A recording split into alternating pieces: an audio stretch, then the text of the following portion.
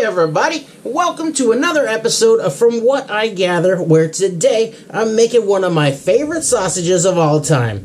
It's a white chicken sausage spiked with lemon zest and fresh parsley that everyone's gonna love. So let's get started.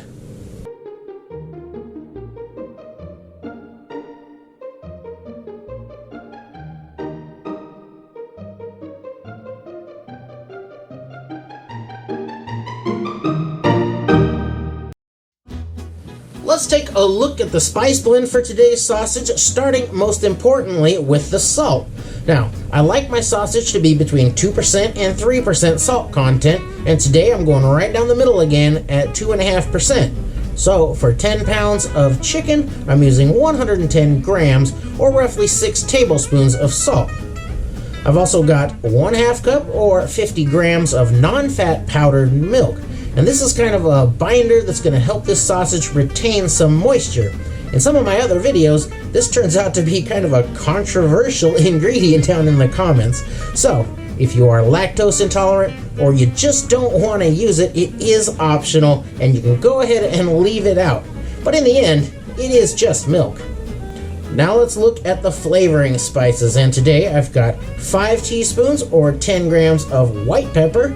I've got 1 teaspoon or 2 grams of coriander, 1 teaspoon of nutmeg, and just 1/2 teaspoon or about 1 gram of ground ginger.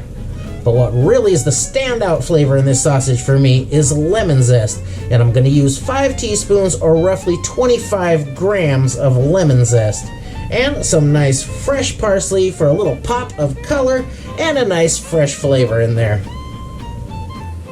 I nearly forgot, I'm going to grind in 1 medium-sized onion into this recipe. You don't have to be very precise, but this should be somewhere around 200-250 grams. I really do like to weigh all of my ingredients when I'm making sausage, so if this is something you're going to get into and do very often, I really recommend getting a kitchen scale, and you'll find yourself using it for all kinds of other things in the kitchen as well. I also like to grind my spices fresh as much as possible, so even in my tiny kitchen, a little coffee grinder is something that I leave out in the counter all the time, because those fresh ground spices are going to make a huge difference in all of your recipes.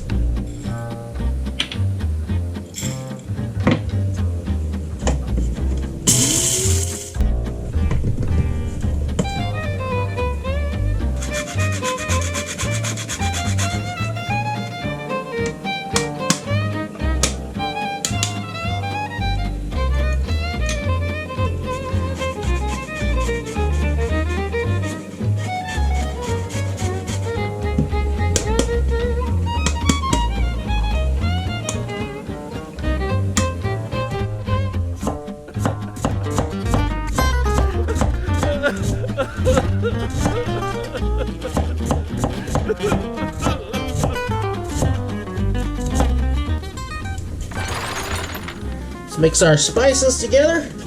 Our spice, our salt. We've got that dry milk and all that lemon zest.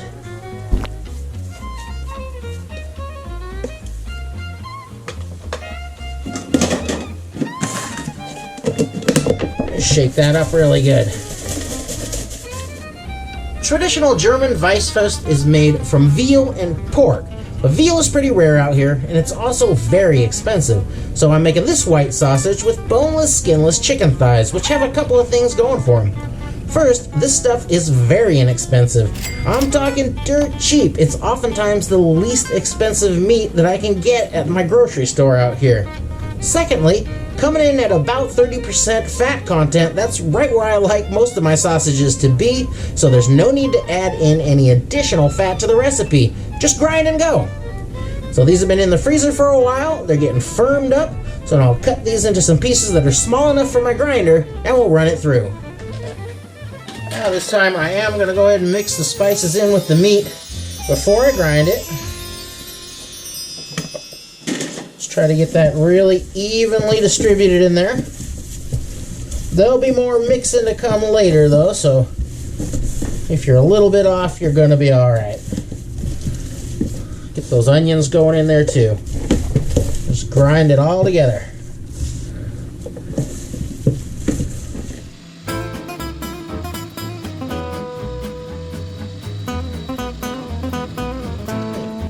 Now, I've just finished grinding this, and I'm going to take a few minutes right here and rinse this stuff off of my grinder parts, because there is salt in there, and that's corrosive, so taking a few minutes to rinse this is a good idea, and it can add some life to your grinder blades. Now you can stop right here and stuff this sausage into casings and poach that, and it's going to be a great sausage all day, every day. But I'm going to take this another step further and emulsify this in a food processor to give it a really, really fine texture and a soft, almost sponge-like frankfurter or hot dog type of texture. Now, since I can't fit all of this into my processor, I'm going to break it into 3 batches. And I should be able to get through that. But I want to weigh them because I'm going to be adding in some water, and I want to keep it pretty close to the same amount of water in each batch. Now we'll get that down into the bowl of the processor, and I've also added in ice chips. The total for the recipe is going to be 750 grams of ice chips, which I've broken down into 3 portions to match up with the meat. And the idea here is that the blades from the processor are going to warm up this meat mixture as I'm processing it. And you want to keep that temperature down below 50 degrees Fahrenheit or 10 degrees Celsius, or the emulsification can break. And what I mean by that is the proteins and the fats and the liquids won't bind together, and when you go to cook your sausage, you'll end up with a pool of liquid over here and sort of a hard chunk of meat over here in the same casing, and nobody wants that. So, keep it below that temperature will permanently bind those solids and liquids, and that'll make for a really great sausage. Now, if you've watched the channel much, you might have seen me make a chicken smoked sausage that I was attempting to emulsify at first, but I ended up frying that food processor, so it's a pretty tough duty for a little food processor, so you want to get a good one if you're going to do this.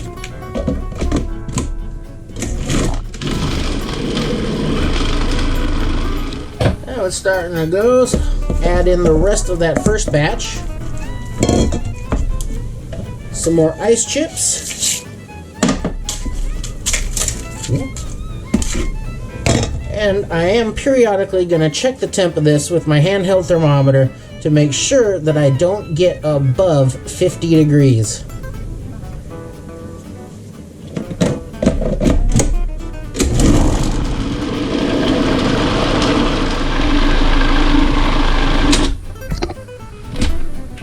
Now it's getting very close. It's almost all one color, and that's what you're looking for. You don't want a lot of little bits of meat and stuff floating around. You just want one color and a nice sticky and smooth paste.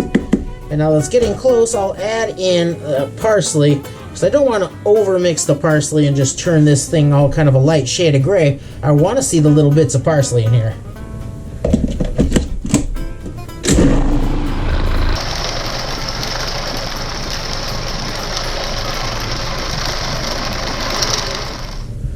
Well, that looks just about right. Pretty ugly, but it's nice and light and fluffy and gooey.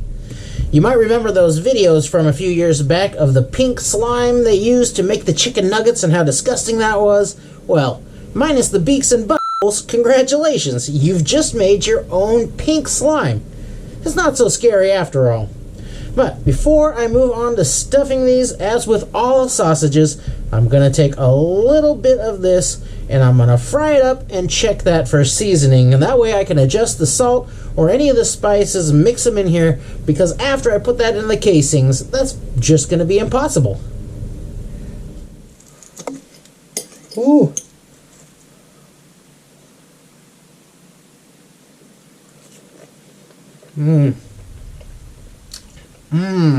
Oh yeah. Ooh, it's nice and fluffy. And oh, the lemon zest is actually really, really good. Well, that'll definitely do. So let's stuff some sausage.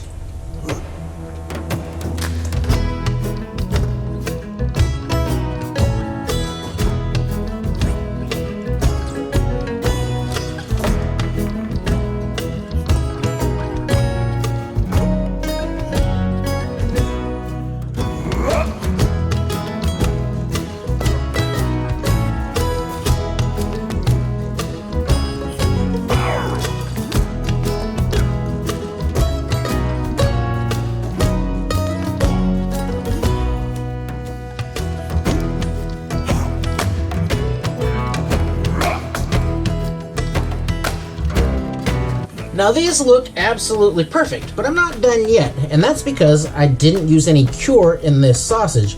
And since I haven't used any cure, what I've actually done is created a beautiful paradise for salmonella and other bacteria to grow. So I do need to cook this sausage right away in order to kill that bacteria. So we'll poach the sausage, and then I'll refrigerate it or freeze it, and we'll take it out and reheat it when we want to eat it. I'm going to poach these sausages at 176 degrees Fahrenheit or 80 degrees Celsius until I get an internal temperature of 154 degrees Fahrenheit. Now, the math for this is generally 1 minute of poaching time for 1 millimeter of thickness on these sausages. Now, these casings are between 30 and 35 millimeters, so I'll poach this for about 35 minutes. Now, the way I used to do this would be right on the stovetop, and I'd use one of these deep fryer or candy thermometers, actually this very deep frying thermometer, to hold that at a steady temperature. I'd have to adjust the burner quite a bit to keep that going steady. But nowadays, I do it much simpler by using one of these immersion circulators, and this I can hook up to the pot of water, and it'll hold that steady temp for as long as I want to without me worrying about it. So these are very handy, and I really love to use this, but of course the stovetop is tried and true. It just takes a little more effort. Alright, it's been 35 minutes. These have puffed up pretty nice. I have been stirring these around because they're floaters, but let's check the internal. So that went quicker than I thought. We're 165 or so on these, so I'm going to pull these and get these into an ice bath to stop that cooking right away.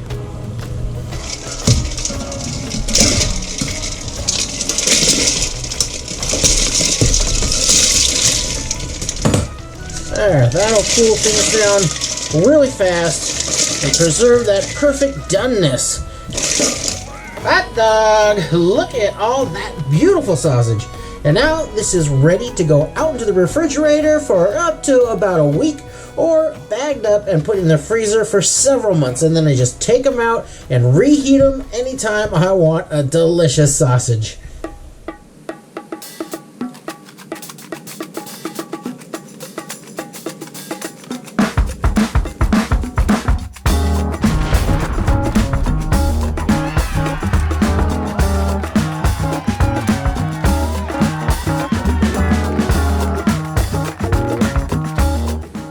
Let's see how we did.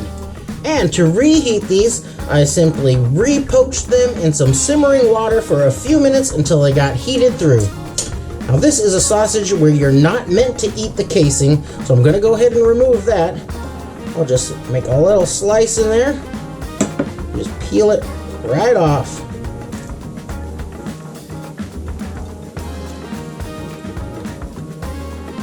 Oh yeah. Now,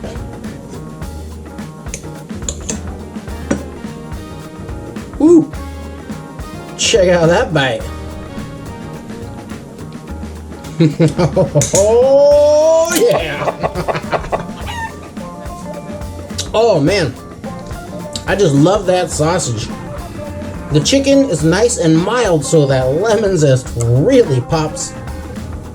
And the spices aren't very strong, but you can definitely tell they're in there. But what really sets this thing off is the texture from that emulsified mix. It's light and fluffy almost. It's got a nice springiness to it. It's absolutely delicious. Now let's get some of that grainy mustard on there and give it a shot.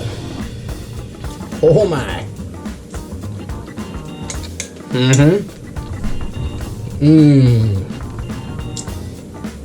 Oh yeah.